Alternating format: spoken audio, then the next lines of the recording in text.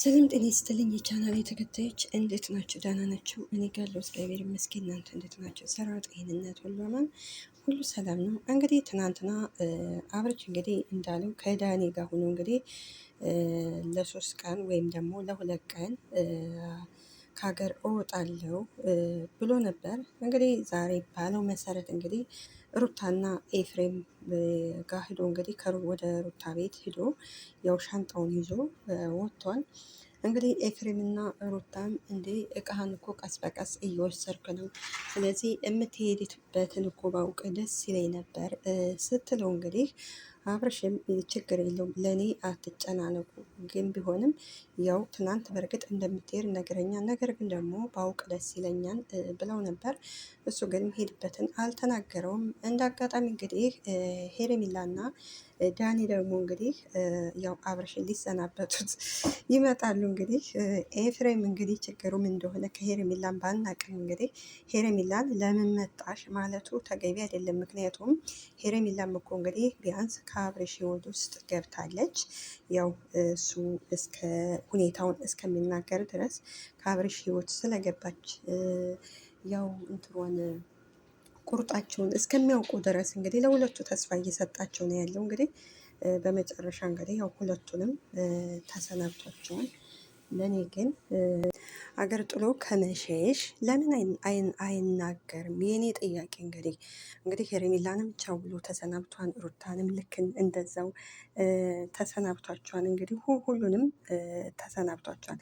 ነገር ግን ደግሞ ለምንድን ነው ቁርጣቸውን የማይነግራቸው?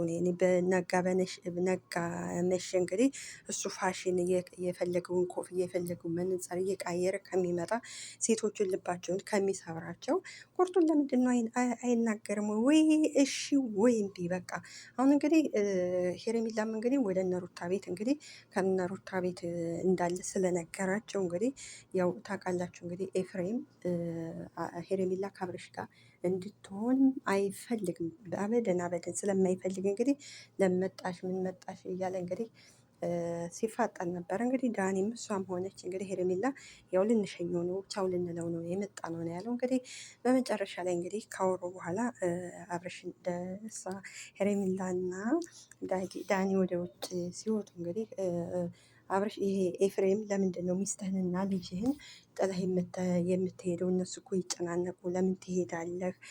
ስለዚህ ከዚህ ሁና ችግርህን ፍታ ሲሉት እንግዲህ እሱ ምን እኮ ጠቅልሌ አልሄድም፣ ያው እመለሳለሁ፣ ነገሮችን ለራሴ ሁኜ ማሰብ አለብኝ ነበር ያለው።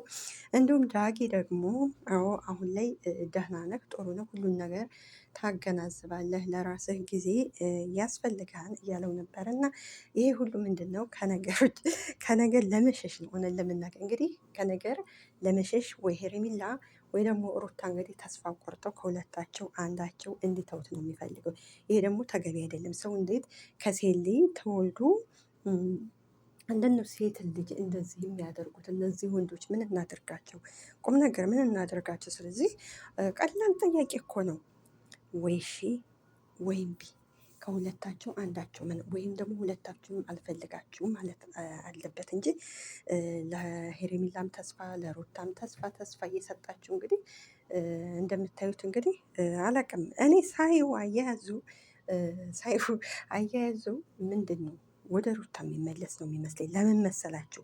ህይወትም አሁን ሄርሜላን የሆነ ምክንያት ያመኛል። ምክንያቱም በቃ እኔ ተረጂ ልጄን ላሳድግ ነው የሚላተው። እሷም ትረዳዋለች፣ ችግር የለባትም። እሷ የእሱን ደስታ ስለምትፈልግ ያው ልቧን ቢሰብረው፣ ነገር ግን ሩታ እንድትለማመጠው በቃ አለ አይደለ፣ በደንብ አልቅሳ እንድትለምነው ይበቃል ይፈልጋል። ስለዚህ አሁን እንግዲህ ከሩታ ቤት እንግዲህ ከዚህ ቀደም እንግዲህ ከሩታ ቤት ልብሱን ጠቅልሎ ወስዶ ነበረ። እንግዲህ በዛ በተፈጠረው ነገር እሱ ልብሱን ይውሰደው እነሱ ይውሰዱት የምናውቀው ነገር የለም። ያም ሆነ ነገር ግን አሁን እሱ ልብሱን ይዞ ሲወጣ ምንድን ነው እሱም ለምን ይዘህ ትሄዳለህ? ቀስ በቀስ እየወሰድክ ነው ስትለው እንዴ ከዚህ እኮ ሁሉንም አልወሰድኩኝ አለኝ እቃ እያለ ነበር። እና ስለዚህ እነሱም በተስፋ ከሚጠብቁት ቁርጡን ይንገረውና ከፈለጋት ጋር ይኖር፣ ችግር የለባቸውም እነሱ። ችግር ሩታም ከሄሬሚላ ጋር እኖራለሁ ካላት ችግር የለባትም። ሄሬሚላም ከሩታ ጋር ልጅ ላሳድግ ካላት ችግር የለም። አሁን ላይ ሴቶቹ እንደዚህ ልባቸው የተሰበረው ምንድን ነው? ቁርጣቸውን አልነገራቸውም። ምክንያቱም ለሁለቱም ተስፋ እየሰጣቸው ስለሆነ ለሁለቱም እንደዛ እያለ ስለሆነ ስለዚህ ምንም ምህኛት ሳያበዛ ምን ችግር አለ ቢነግራቸው። እውነቴን እኮ ነው። ፋሽን እንትር እያለ ከሚመጣ ከዚህ ምንድን ነው አሁን እኮ በቃ ይለምኑኝ አላገባችሁ በቃ ይለምኑኝ።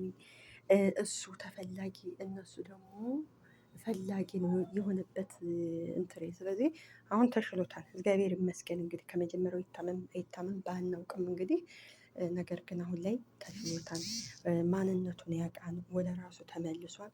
ለልጆቹ ቁርጣቸውን ንግር ያደርጋቸውና እሱም የራሱን ህይወት እነሱም የራሳቸውን ህይወት መኖር አለባቸው። ምክንያቱም ሴት ልጅ ናቸውና እንደዚህ ማድረግ ለእኔ ተገቢ አይደለም። ከአንዳቸው ነው ችግር የለም። ከሩታም ጋር ካለ ይሂድ፣ ሄሬሚላም የራሷን ህይወት ትኖራለች። ከሄሬሚላም ካለ ሩታም የራሷን ህይወት ትኖራለች፣ ይሂድ። ነገር ግን አሁን ላይ ሁለቱም በተስፋ ከሚጠብቁ ቁርጣቸውን ይንገራቸው ነው የምንለው። ቤተሰቦቼ እንግዲህ በቅንነት እናንተም ላይክ ሰብስክራይብ በማድረግ አበረታቱኝ። እንደዚህ ላሉ ወንዶች እንግዲህ ልቦና ይስጣቸው። የሴት ልጅን ልብ የሚሰብሩ ልቦና ይስጣቸው ነው የምንለው የእውነት